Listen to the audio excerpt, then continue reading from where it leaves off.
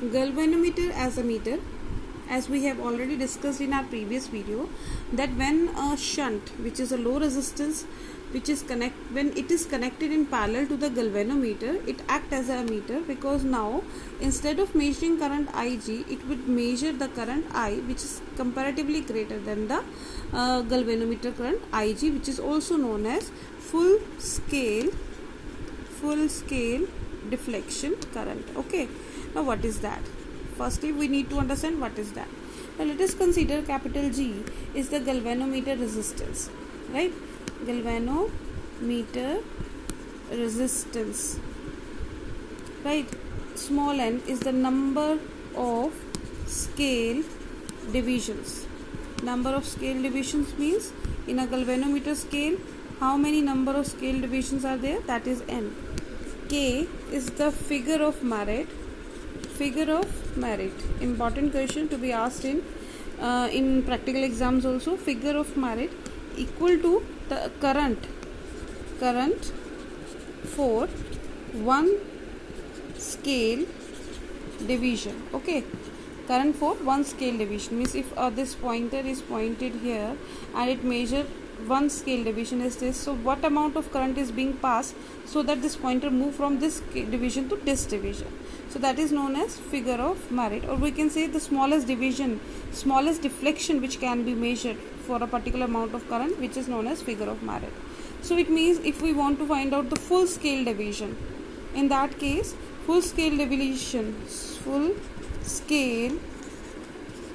deflection will be equal to n into k, right? And that is equal to Ig, which a galvanometer can measure. This is the maximum amount of current which a galvanometer can measure, which is Ig. Now we will find the value of the shunt resistance, which should be connected in parallel so that it can measure the current I. Right. Now these two points are A and B. Now the potential difference VA minus VB is equal to Ig into G. Right, Ig into G, or Ig we know that we have just written in the previous video. Also we have discussed about this Ig G, or this is I minus Ig into S. I minus Ig into S, both are equal. So from this we can find out S is equal to Ig capital G divided by I minus Ig. So knowing the value of current which is to be being passed, and the deflection, the full scale deflection in the galvanometer, we can find the value of the shunt resistance. Now let us discuss about the voltmeter. Voltmeter is a high resistance galvanometer.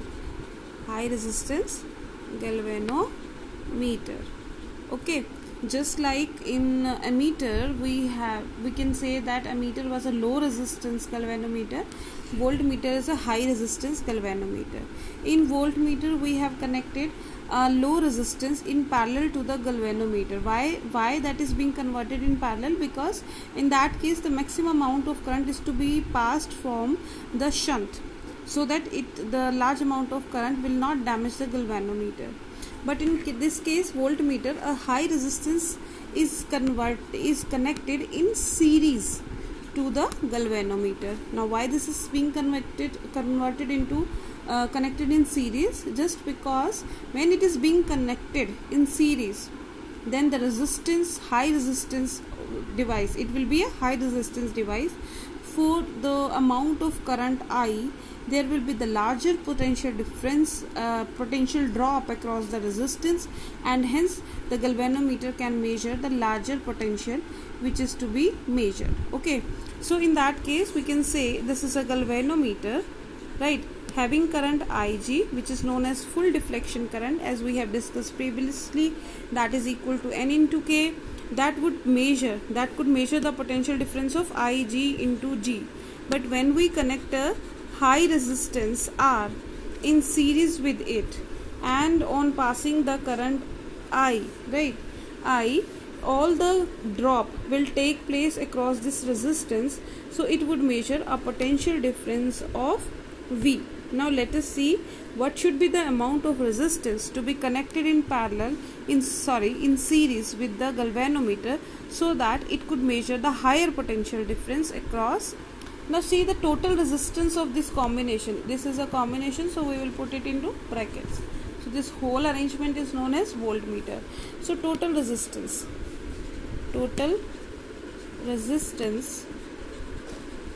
is equal to R plus G. Okay, now from Ohm's law, the current Ig should be equal to V divided by total resistance, right?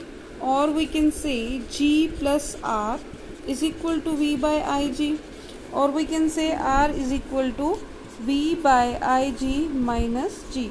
So this value of R should be connected in series with the galvanometer, so that it can measure a potential difference of V volt, right? So it should be noted that resistance of an ideal voltmeter is infinity. Why? Because in that case the whole amount of current will appear in the form of potential drop across that resistance, and it can measure the largest range of the potential difference.